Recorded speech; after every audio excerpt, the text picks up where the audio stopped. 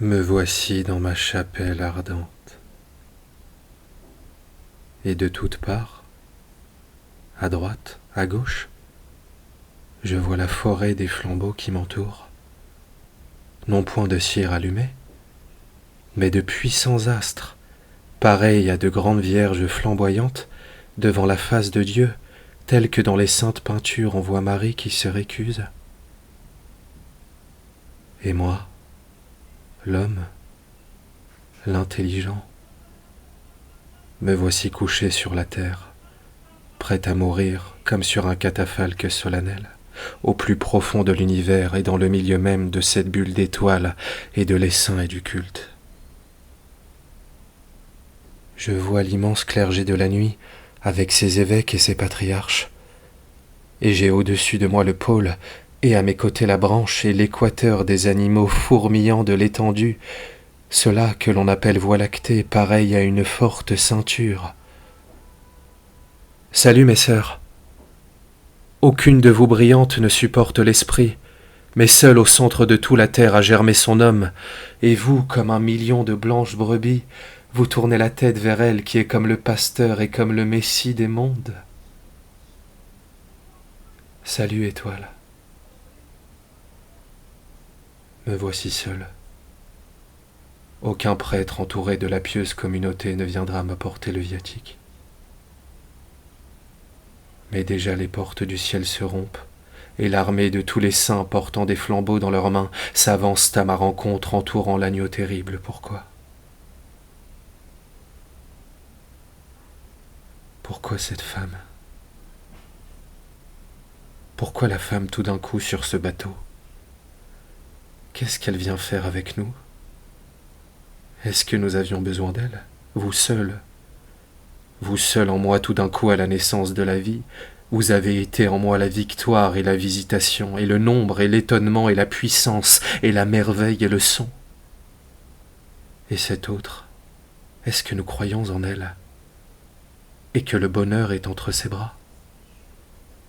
Et un jour, j'avais inventé d'être à vous et de me donner, et cela était pauvre. Mais ce que je pouvais, je l'ai fait. Je me suis donné. Et vous ne m'avez point accepté, et c'est l'autre qui nous a pris. Et dans un petit moment je vais vous voir, et j'en ai effroi et peur dans l'os de mes os. Et vous m'interrogerez, et moi aussi je vous interrogerai. Est-ce que je ne suis pas un homme? Pourquoi est-ce que vous faites le Dieu avec moi? Non, non, mon Dieu, allez, je ne vous demande rien. Vous êtes là et c'est assez. Taisez-vous seulement. Mon Dieu, afin que votre créature entende. Qui a goûté à votre silence? Il n'a pas besoin d'explication.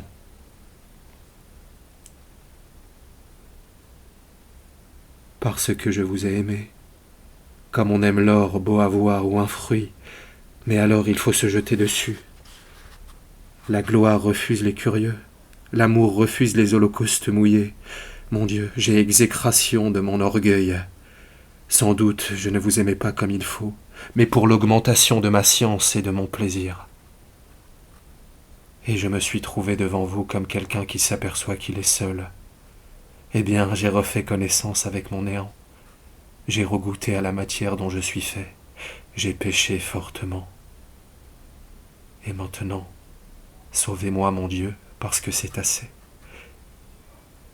C'est vous de nouveau, c'est moi. Et vous êtes mon Dieu, et je sais que vous savez tout. Et je baise votre main paternelle, et me voici entre vos mains comme une pauvre chose sanglante et broyée, comme la canne sous le cylindre, comme le marc sur le madrier. Et parce que j'étais un égoïste, c'est ainsi que vous me punissez, par l'amour épouvantable d'un autre? Ah, je sais maintenant ce que c'est que l'amour. Et je sais ce que vous avez enduré sur votre croix, dans ton cœur, si vous avez aimé chacun de nous, terriblement comme j'ai aimé cette femme, et le râle, et l'asphyxie, et l'étau. Mais je l'aimais, ô mon Dieu, et elle m'a fait cela. Je l'aimais et je n'ai point peur de vous, et au-dessus de l'amour il n'y a rien et pas vous-même, et vous avez vu de quelle soif, ô Dieu, et grincement des dents, et sécheresse, et horreur, et extraction, je m'étais saisi d'elle, et elle m'a fait cela. Ah, vous vous y connaissez. Vous savez, vous, ce que c'est que l'amour trahi. Ah, je n'ai point peur de vous. Mon crime est grand et mon amour est plus grand, et votre mort seule, ô mon père, la mort que vous m'accordez, la mort seule, est à la mesure de tous deux. Mourons donc et sortons de ce corps misérable. Sortons, mon âme, et d'un seul coup éclatons cette détestable carcasse. La voici déjà à demi rompue, habillée comme une viande au croc par terre ainsi qu'un fruit entamé. Est-ce que c'est moi? Cela de cassé? C'est l'œuvre de la femme, qu'elle le garde pour elle, et pour moi je m'en vais ailleurs. Déjà elle m'avait détruit le monde, et rien pour moi n'existait qui ne fût pas elle, et maintenant elle me détruit moi-même. Et voici qu'elle me fait le chemin plus court.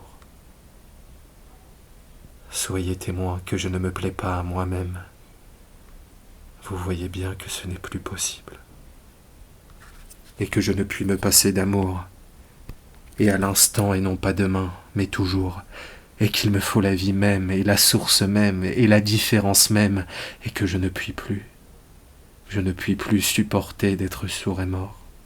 Vous voyez bien qu'ici je ne suis bon à rien et que j'ennuie tout le monde, et que pour tous je suis un scandale et une interrogation.